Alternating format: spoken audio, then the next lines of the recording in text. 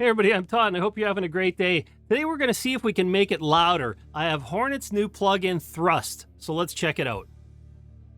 Now I set up a demo so we can see just how much additional perceived loudness we can get out of Thrust. And I have decibel loaded up here as well so we can measure the loudness. Also we can look at the peak meters here to see if there's any change in the dynamic range. We'd expect there will be, of course. And then also there's a spectrum analyzer here so we can see what's altered there, and stereo image. Now I have two buses set up with the same mix here, and I'll just back off the plugin a little bit so you can see what's there. So the first one is without Thrust, and I do have the Presonus mix tool here, and I've given myself a little extra headroom, so it's all I'm doing is dropping it down. Same thing here on the second one, they're identical. And again, all I have on the second bus is I have Thrust added up. I have a bypass right now. I'll let you hear both so you can just compare them, make sure they're the same.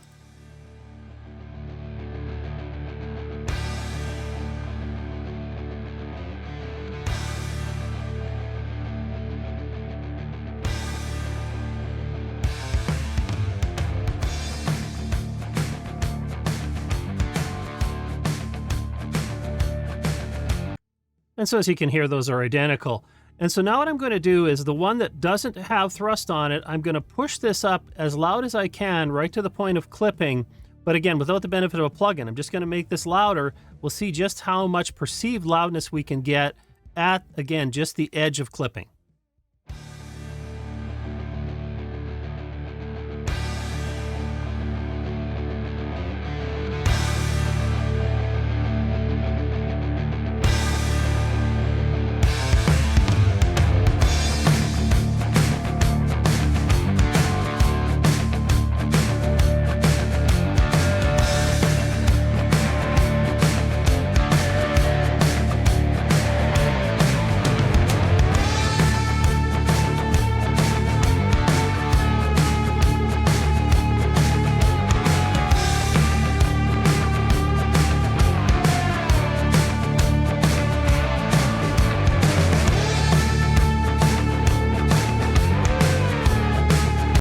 And I'm right on the edge of clipping there.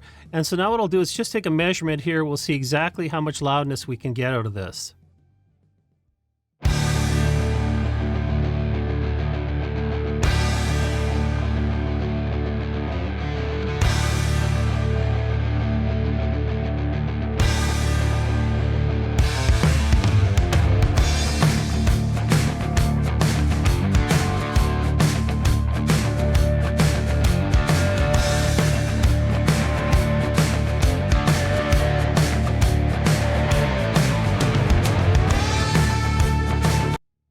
So that was a 30-second sample, and we get to minus 13.7, true dynamic 12.8 here.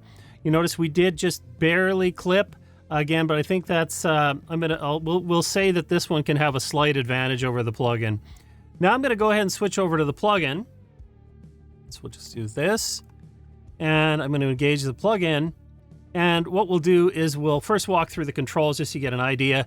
This one has an input, an output, an effect, loud, and curve. Now this may look an awful lot like the Oxford Inflator, and again the interface here really does. It's got this extra loudness control in the middle.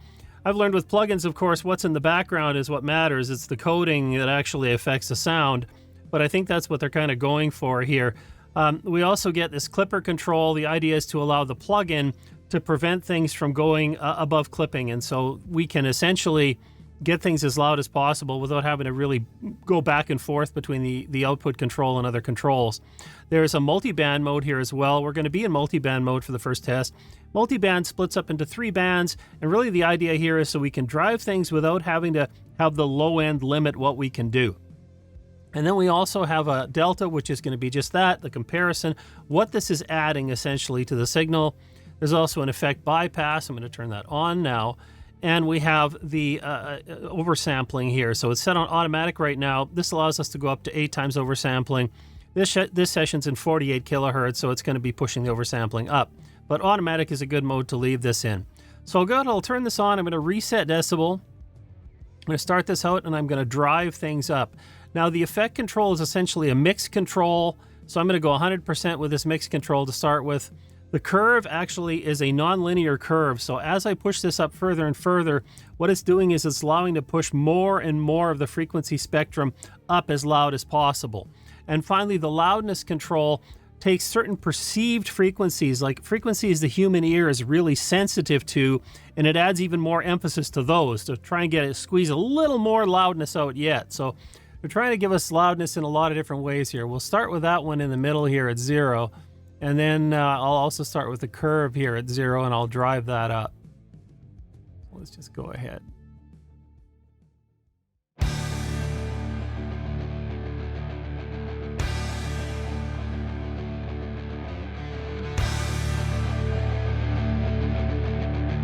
See, as I bring the curve up, we're starting to get some effect coming in here.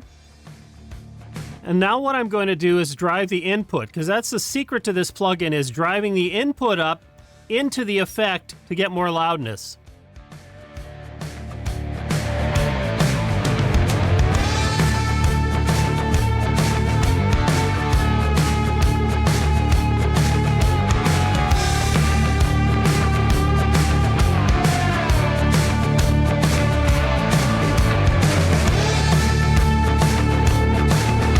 And you can see I'm driving it up a long way here already, but I haven't gone into peaking. Now, before I go any further, I'll go back and forth between this and the original we had with just moving the fader up.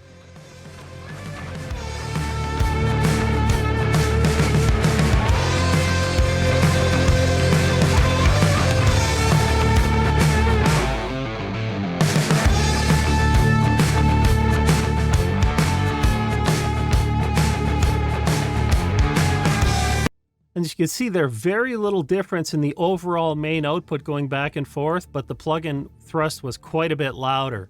Now what I'll do is I'm going to push it even further with the loudness control here, just to see how loud we can get, and then I'll back things off a little bit to what I think maybe sounds a little better.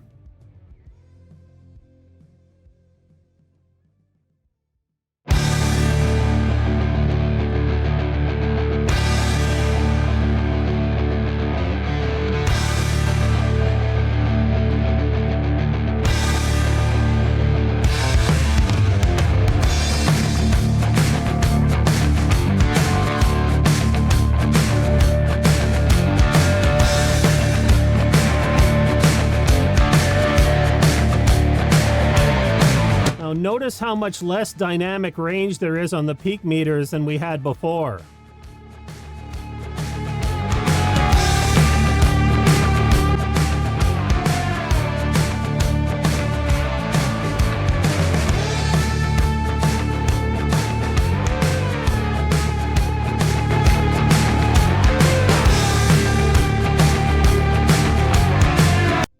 Now that's a lot of extra loudness. Now it's also starting to oversaturate to my ear. So I'm going to back things off a little bit, see if we can get it sounding good but still loud.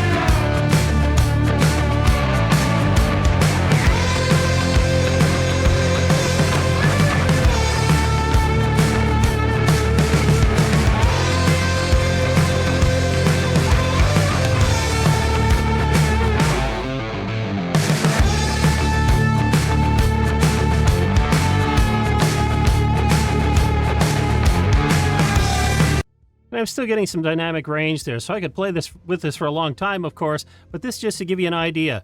Now I'm going to take a sample reading here of the loudness with thrust applied.